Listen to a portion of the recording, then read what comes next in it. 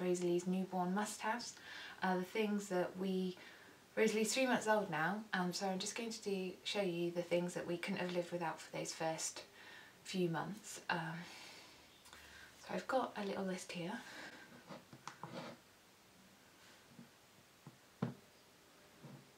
First things first is these mam dummies. I have shown you these before. Let me see, I can show you. These are the nighttime ones, so they actually glow in the dark, which is really good because if a dummy falls out in the night, you can just pop it back in if they're stirring, and normally she'll go back off to sleep. I couldn't live without dummies. I know some people love them, some people hate them, but they've been a saviour in our house.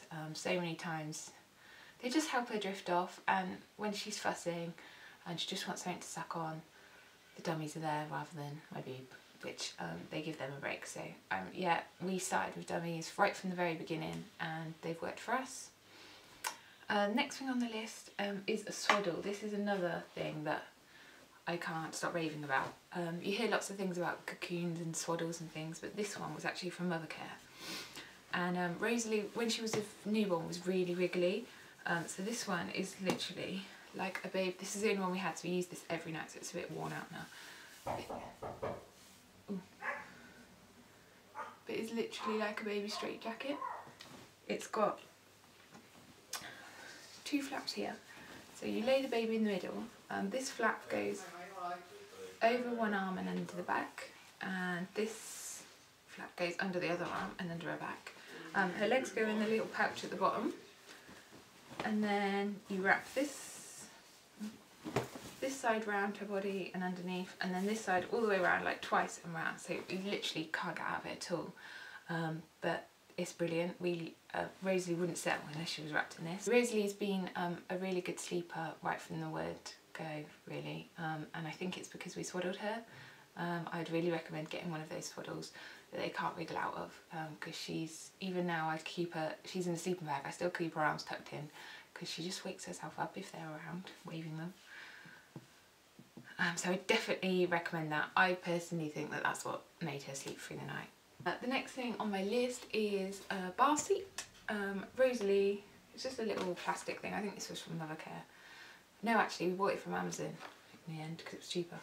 I think it was about £7 or £8. But these are really good. It means that we can bath Rosalie on her own, like not in the bath with her. We do bath her with us sometimes as well, and she likes that as well. But if we're in a rush or anything, it means that we can just pop her in on her own and wash her quickly. But she loves that. She loves kicking, and we take her to swimming lessons now. And quite a few babies, they say, don't like to be on their back in the water. But you need to try and get them used to it, because if they ever did fall in, if they roll onto their back, then they'll float. But Rosalie loves being on her back. I think it's because we've always put her in the bath and in the little seat. So she really likes it. It's a good way to get them used to the water from an early age. Next thing on my list is You and the Sheep. Here he is. He's called You and the Dream Sheep. And we use Ewan every night to send her off. We use, I think it's this one. Yeah, this music. So the thing with Ewan is he plays womb noises. So this is the one with music, but there are others. I don't know if you can hear that. And this one's got a heartbeat, and it's just supposed to mimic the noises that baby hears in the womb.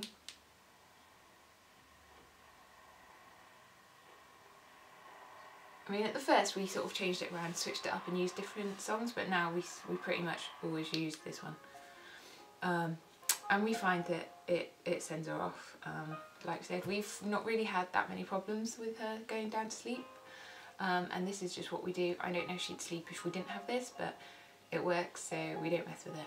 Right, the next thing on my list is the feeding pillow. I don't actually use this anymore, but when she was tiny and I was starting to breastfeed, I found it amazing. I've since been speaking to someone from NCT, one of the breastfeeding ladies, and she didn't rate them at all. But I love this from the start. It just means when you're not used to holding a baby, what you do is you pop it around your middle like this, and then you can literally pop the baby there and your baby will suckle. What she was saying was because your baby, you're never, in normal life, you're not really going to be carrying this cushion around for the rest of your life. So it gets you used to, the baby used to feeding in a position that they're not going to carry on feeding in, if you know what I mean. But I think at the start, when it's all new to you and you're not really sure what you're doing, this is great because it means that you can just sit on the sofa with your pillow around you, put the baby on, and you're away. So yeah, I would definitely get one of these. You can get them in those different patterns. I just got this white star one because it's quite neutral for a girl or a boy. And yeah, I really like that. The cover's washable as well, so you can take that off if they're sick on it. But yeah, I really rate this. It was a lifesaver at the beginning. We used it like every feed. Next item is a nappy bin. We've got the Sanogenic nappy bin. And that's basically, you push the nappies in and you twizzle them around, and it sort of pushes them in to the bag and then twists it so the smell doesn't come out. That's really good. It's really, I don't even know whether you have this bin or a different one, I would definitely recommend having a nappy bin by your changing station, because it's just really handy just to be able to put the nappies away and sort of not have to worry about taking them down when you've like changed the baby and everything. So yeah, I definitely recommend a nappy bin. We find that really useful, and I like having it next to the changing station. I suppose that's not really a must-have because you don't really need one, but we did find that quite helpful. Next on my list, travel system. So that's our cot, our pram. We have the Silver Cross Freeway pram, and it's a pram which lays down into a carry cot, but the same sort of bit turns into the pram. We've got it at the pram section now. Rosalie's bigger. She never really liked being laid down because she couldn't see anything. But we also use it, the majority of the time I use it with a car seat, just getting it in and out. But to be honest, it's quite bulky. I probably wouldn't recommend this. The wheels are really wide set, so getting through narrow gaps can be a pain. Yeah, I wouldn't get it again if I could do it over. I definitely think there are better prams out there. So I would think we got it because we thought that it looked really comfy when it was a pram, but the majority of the time it isn't a pram. Very rarely do we. It's normally, she's using it with her car seat. I know when she's getting bigger we won't be able to do that, but then she'll probably be in a stroller by then. And you can get some really nice strollers these days. So that's like the next thing. I'm not going to buy a new pram because I think it's a waste of money because we bought this one.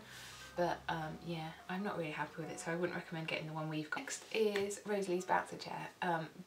This has been amazing. We couldn't have lived without this either. We put Rosalie in the first day. Obviously we were let out of the hospital the same day, so I had Rosalie at 9:30. We left the hospital at 1:30 and we're back home by 2 PM. So we were sort of all sat on the sofa, and we put Rosalie in her bouncy chair. That's the first thing we did when we got in. And she was awake. She was really happy in there. She's been happy in there ever since, really. It's good because it's portable, so we can move her around when she's in it. She used to always nap in her bouncy chair during the day. She just used to sort of sit in there and fall asleep when she was getting a bit tired after playtime. But now, like right now, I've just put her in her cot, so I'm trying to get her more structured sleeps in her cot, so she knows that she's in her cot to nap. Because obviously she sits in her bouncy chair sort of throughout the day when she's playing with the little little toys on the front. I'll include a clip of Rosalie playing with it now, but I'll also try and include a picture of her when she was a real newborn, and you can see there's an insert that goes in the middle that she had when she was tiny, but I've taken that out now. She can actually, she's not strapped in now, she can actually worm her way out of the bouncy chair now, so we have to always strap her in, whereas before we just kind of used to put her in there.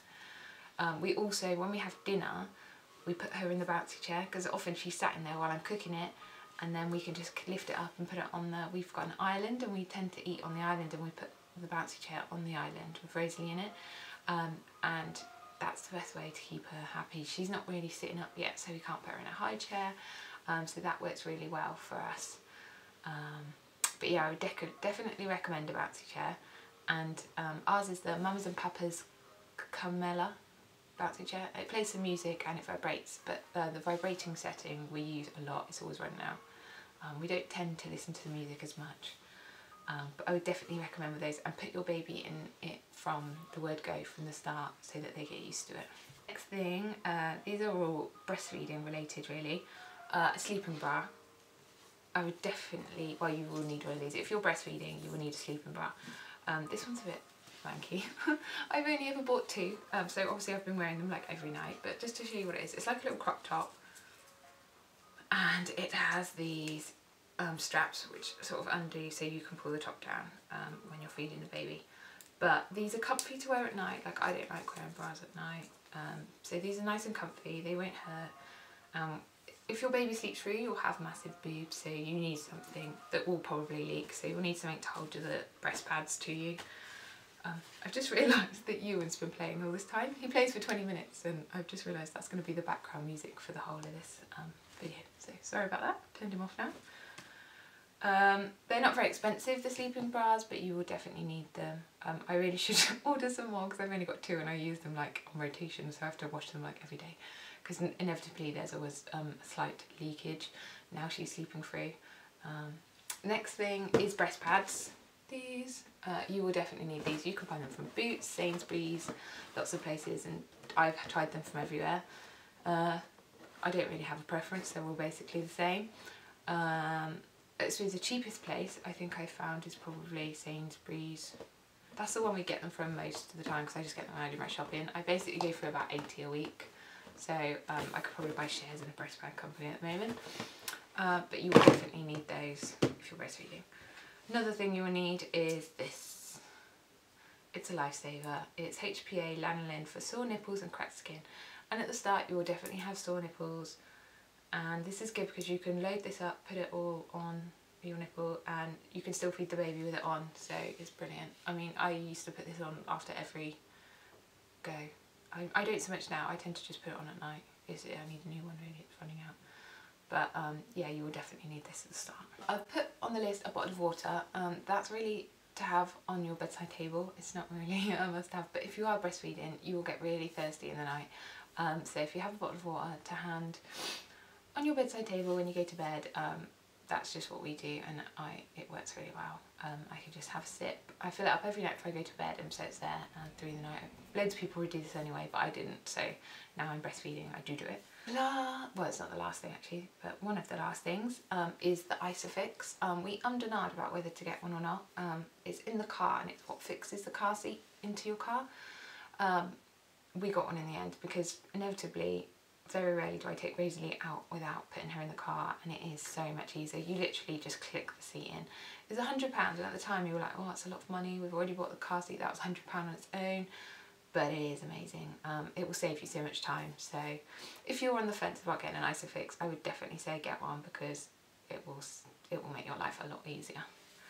The playmat we have got for Rosalie is, well, we had one which was just a lay down and one with hanging things over, and I'll include a clip of Rosalie playing on that. But recently bought another one that's got, it was on offer. It was like £12.95 from Bounty. I don't know if anyone receives Bounty updates, but from them, and it's got sort of things for her to, when she's doing tummy time.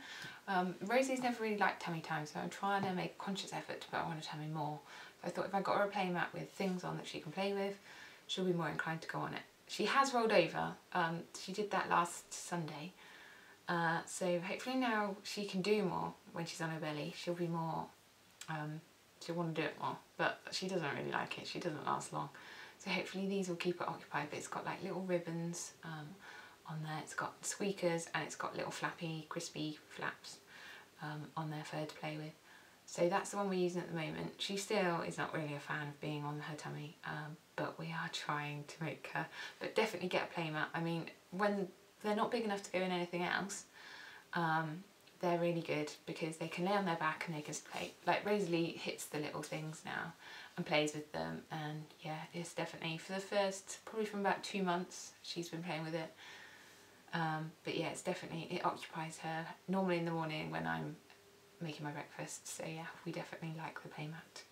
Last thing is, obviously you've seen the what's in my changing bag haul, but it is the changing bag. You will need somewhere to carry something to carry all her changing bag stuff in, so whatever one you go for, you need a changing bag, but that's a pretty obvious one That's it. That's all my newborn must-haves. I hope you enjoyed this video and I hope it helps you think of what you will need for when you have your newborn baby. Thanks for watching. Bye!